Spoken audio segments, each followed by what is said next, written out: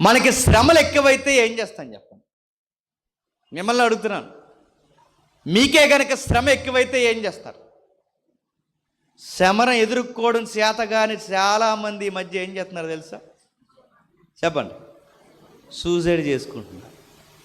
ఇంకా ఏం చేస్తున్నారు? మొగోళ్ళు అయితే చెప్పండి, తాగుబోతులు అయిపోతున్నారు. మరికొంతమంది ఏమైపోతున్నారు?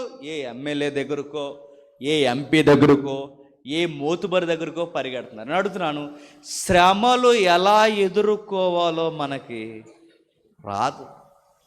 శ్రమను ఎలా నిలబడాలో మనకు రాదంటే విలాప వాక్యాలు నీకు నాకు ఏమి నేర్పిస్తున్నాయంటే, శ్రమలలో ఎలా నిలబడాలి. నీకు అప్పులు వచ్చాయా?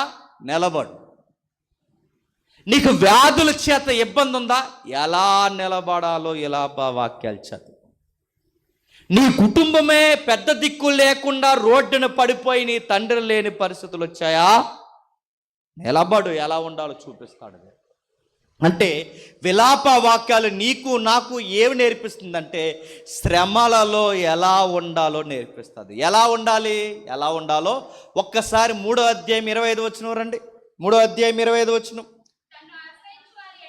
తన్ను ఆశ్రయించు వారి ఎడల యెహోవా దయాళుడు, తన్ను ఎత్తుకు వారి ఎడల ఆయన దయచూపువాడు.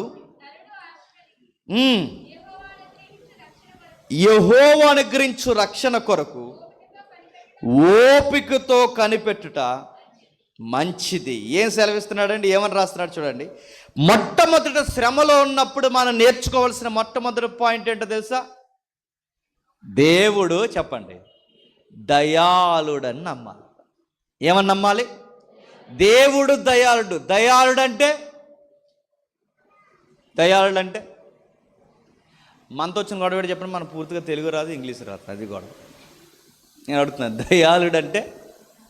దయాళుడంటే మనకి ఇంగ్లీషే బాగా అర్థమవుతుంది. God is good. గుర్తుపెట్టు. దేవుడు తగిన సమయమందు మన మీద జాలి చూపించే దయగలవాడు. జాలికి మరొక అర్థం దయ, దయకు పర్యాయ పదం జాలి. వీటన్నిటికీ మనకి ఈ ట్రెండ్లో అర్థమైన పదం గాడ్ ఈజ్ గుడ్. అంటే శ్రమలో మనం మొట్టమొదటి నేర్చుకోవాల్సింది ఏంటి చెప్పండి?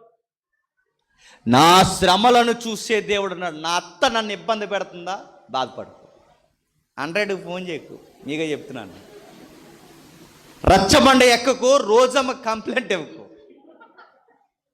నీ భర్త నేను పట్టించుకోవట్లేదా? Don't worry. ఎక్కడ 4 రోడ్డు మీదకి వచ్చి అల్లరి చేయి. నీ భార్య నీ మాట వినకపోగా నీ అత్తామామే నేను కనీసం అల్లుడని కూడా గౌరవించకుండా నేను ఇబ్బంది పాలు చేస్తున్నారో వ్యసనాలకు గురవు. ఏ శ్రమ ఏది జరిగినా ఇక చెప్పుకోలేని రోగమే మనకు వచ్చి పడిపోయినా ఏం బాధపడు. ఆ టైంలో మనం నేర్చుకోవాల్సింది, నా శ్రమలను చూసే దేవుడు ఉన్నాడు, నా దేవుడు దయగలవాడని నమ్మాలి. మీకు ఉదాహరణ చెప్తాను. ఒక పాస్టర్ గారికి క్యాన్సర్ వచ్చింది. చాలా భయంకరమైన ప్రమాదం. 4th stage దాటేసింది. 4th స్టేజ్కి వచ్చింది క్యాన్సర్. ఇక 4వ స్టేజ్లో ఉందంటే ఇంకా ఆల్మోస్ట్ ఇంకా కొన్ని వారాల్లో చచ్చిపోతారు అన్నమాట. ఈ మధ్యకాలంలో ఎక్కువ అందరికి వస్తున్నావు కూడా క్యాన్సర్లే వస్తున్నాయి. అలాంటి భయంకరమైన రోగం ఆ పెద్ద ఆయనకు వచ్చినప్పుడు సంఘస్థుల్ని, పాస్టర్ గారు సంఘస్థుల్ని కానీ వారి ప్రియులని కానీ పిల్లలు కానీ ఎవరిని లోపలికి రానివ్వలేదు. అందరిని బయట పెట్టారు.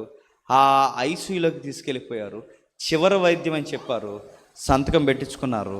ఒక మాట అడిగారు, 50-50 బతకొచ్చు, బతకపోవచ్చు, దయచేసి ఎవ్వరు లోపలికి రండి అని ఆయన ఒక్కడనే లోపల తీసుకెళ్ళిపోయారు. ఏదన్నా మనకి జ్వరం కానీ సమస్య కానీ వ్యాధి కానీ వచ్చినప్పుడు మన హృదయం ఏం కోరుకుంటుంది తెలుసా? ఎవరొకరు పక్కన ఉంటే బాగుంటుంది. మనకి శ్రమ ఎక్కువైనప్పుడు కనీసం కొంచెంసేపు మనతో ఎవరైనా ఎక్కువ కొంచెంసేపు మాట్లాడితే బాగుంది అనిపిస్తుంది. దరిద్రం ఏంటంటే ఆ టైంలోనే ఎవడ మాట్లాడు మనతో. పాస్టర్ గారిని ఒంటరిగా ఆ లోపలికి తీసుకెళ్ళిపోయారు, లోపల పెట్టారు. పాస్టర్ గారు ఇంకా అందరూ అనుకున్నారు. కొంతసేపటి తర్వాత వైద్యుల్ని అడిగారు. ఆయన అన్నాడు, ఇందాక 50 అన్నాం, ఇప్పుడు 10%, బతకొచ్చు, బతకపోవచ్చు. అందరూ ఏడుస్తున్నారు. ఆశ్చర్యకరంగా కొంతసేపుకి కొంత టైం దాటిన తర్వాత మళ్ళీ డాక్టర్ గారు బయటకు వచ్చారు. ఆయన బతికేశాడని చెప్పారు. కాలం గడిచింది, అది తగ్గుముఖం పట్టింది.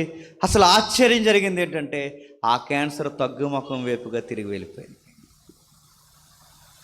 విలేకరులు, చుట్టుపక్కల వాళ్ళందరూ వచ్చి అడిగారు, అయ్యా ఇలాంటి ప్రాబ్లంకి వెళ్ళిన వారు మళ్ళీ బతకరు, ఈ హాస్పిటల్కి ఆ స్టేజ్ వరకు వెళ్ళొచ్చిన తర్వాత బతకరని అర్థమైంది. అలాంటి టైంలో మీరు ఎందుకు బతకారు, ఎలా బతకారని అడగట్లేదు, కానీ ఒక మాట అడుగుతున్నాను, ఆ టైంలో మీరు ఎలా ధైర్యంగా ఉండగలిగారు? మీ చుట్టూ ఎవరు లేరు, మీ పిల్లలు బయట ఉన్నారు, మీ విశ్వాసులు బయట ఉన్నారు, మీ అభిమానులు అందరూ బయట ఉన్నారు, మీరొక్కరు హాస్పిటల్ మంచం మీద ఒంటరిగా ఉన్నారు. ఆ టైంలో మీకు ధైర్యం ఇచ్చేలాగా మీకు ఏ మాట గుర్తొచ్చింది? మీరు అంత ధైర్యంగా ఎలా ఉండగలిగారంటే ఆయన ఒక మాట అన్నాడు, నా శ్రమలో నాకు ధైర్యం ఇచ్చిన ఒకే ఒక్క మాట, నా దేవుడు దయాళుడని నమ్మానండి. నా మీద డాక్టర్లు జాలిపడ్డారు, నా మీద నా పిల్లలు జాలిపడ్డారు, నా మీద నా సంఘస్థులు జాలిపడ్డారు. అన్నిటికన్నా నేను ఒకటి గుర్తించాను, నా దేవుడు కూడా నా మీద జాలిపడ్డాడు. శ్రమలో ఎప్పుడు ధైర్యంగా ఉండగలమో తెలుసా? నా దేవుడు నా శ్రమలను చూస్తాడని నమ్మాలి. నా దేవుడు నా శ్రమలను చూడడమే కాదు, ఆయన దయ కలిగిన వాడు, ఆయన దయ వచ్చేంత వరకు నేను ఓపికతో కనిపెడతానని నమ్మాలి. ఇంకా చెప్తున్నాడు చూడండి కింద, యెహోవా దయాళుడని నమ్మాలి. 2, ఆయన ఎతికినప్పుడు ఆయన దయ చూపించేవాడని నమ్మాలి. 2 చెప్తున్నాడు, ఓపికతో కనిపెట్టాలి. ఆ దయ కొరకు ఎప్పటి వరకు ఉండాలంటే ఓపిక. అది సంవత్సరం అవ్వచ్చు చెప్పండి, 2 సంవత్సరాలు అవ్వచ్చు చెప్పండి, 3, 4, 5 అవ్వచ్చు. అది ఎప్పటికి సమాధానం మనకు తెలియదు, సగ జీవితం అయిపోవచ్చు. అప్పటి వరకు మనం ఏం చేయాలి? ఓపికతో ఉండాలి. మనతో వచ్చిన గొడవ ఏంటో తెలుసా? మనకు ఓపిక ఉండదు. శ్రమలో మనం నేర్చుకోవాల్సింది దయాళుడని నమ్మాలి. ఆ దయ ఎప్పుడు వస్తుందో తెలియదు, అప్పటి వరకు మనం ఏం చేయాలి? ఓపికతో ఉండాలి. అప్పటి వరకు ఎందుకు ఉంచుతా ప్రభు అంటే నీకు తెలియాలి జీవితం అంటే ఏంటో, నీకు జీవితం అంటే ఏంటో, దేవుడి దయ అంటే ఏంటో, విశ్వాసం అంటే ఏంటో తెలియచేయడానికి దేవుడు కావాలని కొంత టైం అలా వదులుతాడు మనల్ని.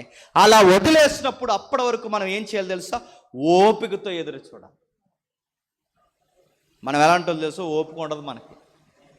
సండే స్కూల్ పిల్లలు చూసారా? సండే స్కూల్ పిల్లలు అలా కూర్చోమంటే కుదురుని కూర్చుంటారండి. వాళ్ళు పిల్లల్ని ఎప్పుడైనా కుదురుని కూర్చోమంటే కూర్చుంటారా? 70 సార్లు ఎగుతారండి. అలా లెగుతారు, ఎలా లెగుతారు, అలా తిరుగుతారు, ఎలా తిరుగుతారు, అలా తిరుగుతారు. ఆడు కూర్చోరంటే కూర్చోరాలు. సండే స్కూల్ పిల్లలు ఎలాగైతే కుదురుగా కూర్చోరో మనకు శ్రమ వచ్చినప్పుడు కూడా చెప్పండి కుదురుగా ఉండం. మనం కాలు దొక్కేసుకుంటాం, బట్టలు చింపేసుకుంటాం, అక్కడ పరిగెడతాం, ఇక్కడ పరిగెడతాం. ఆ డాక్టర్ అంటాం, ఈ డాక్టర్ అంటాం, ఆ ఎమ్మెల్యే అంటాం, ఈ పెద్ద మనిషి అంటాం, ఈ మోతుబరి అంటాం, రచ్చమండి అంటాం, చుట్టం అంటాం, పట్టం అంటాం, ఎల్లయ్య, పొల్లయ్య, ఏరయ్య, ఈదులో ఎన్ని తిరగాలు అన్ని తిరుగుతూ అందరూ చెప్తారు. ఇంక మా ప్రయత్నాలన్నీ మేము చేస్తాం, ఇక దేవుడిని నమ్ముకుంటారు. అప్పుడు సిగ్గొచ్చి వస్తాం ఎక్కడికి చెప్పాలి? దేవుడు ఇలా జరగకుండా ఉండక ముందే మనం నేర్చుకోవాల్సింది ఏంటి చెప్పండి? యెహోవా దయాళుడని నమ్మాలి, ఓపికతో కనిపెట్టాలి. దేవుడు తగిన సమయమందు మా వైపు చూస్తాడని నమ్మకంతో సమస్య ఎలాంటిదైనా సరే ఆయనకు అప్పగించేయాలి. మనకు శ్రమలో ఎలాంటి వారం చెప్పున ఎక్కువ టెన్షన్ అయిపోయి కొత్త రోగాలు తెచ్చేసుకుంటామండి. మనం కరోనా టైంలో మీరు గమనించారు, కరోనా టైంలో కరోనా రాలేదు, పాడు లేదు, వచ్చింది లేదు. ఆ లక్షణాలు ఎలా ఉంటాయని చెబితే భయపడిపోయి చచ్చిపోయిన ఉన్నారు తెలుసా? కరోనా గురించి టీవీలో చూసి టెన్షన్ అయిపోయి మోషన్స్ పడేసిన ఉన్నారు తెలుసా? కరోనాయే కాదు, మనం ఎలా ఉంటుందో తెలుసా? శ్రమలో మనకి స్టాండింగ్ ఉండదు. ఎప్పుడు గుర్తుపెట్టుకోండి, శ్రమలో నువ్వు ఆందోళన చెందావో బైబిల్ అంది, శ్రమలో కృంగిన ఎడల చేతగానుడు అవుతావు. ఎక్కువ టెన్షన్ అయిపోకు. ఏమవుద్ది? మహా అయితే ఆకాశం ఇడికి మీద పడిపోద్దా? ఏమవుదు. అలా వస్తాయి, అలా పోతాయి, నువ్వు వాళ్ళు నిలబడు. చాలామంది వీళ్ళు సరిగా చదవరండి. ఈ పిల్లలు సరిగా చదవరు, చదవకపోయి ఎగ్జామ్ పోద్ది, ఈ అవమానం తట్టుకోలేక సూసైడ్ చేసేసుకుంటాం. ఫెయిల్ అయిపోతే ప్రపంచంలో ఎవడ ఫెయిల్ అవడా? ఫెయిల్ అయిపోయాం, మళ్ళీ రాస్తాం, దానికే చచ్చిపోవడం తిరగండి.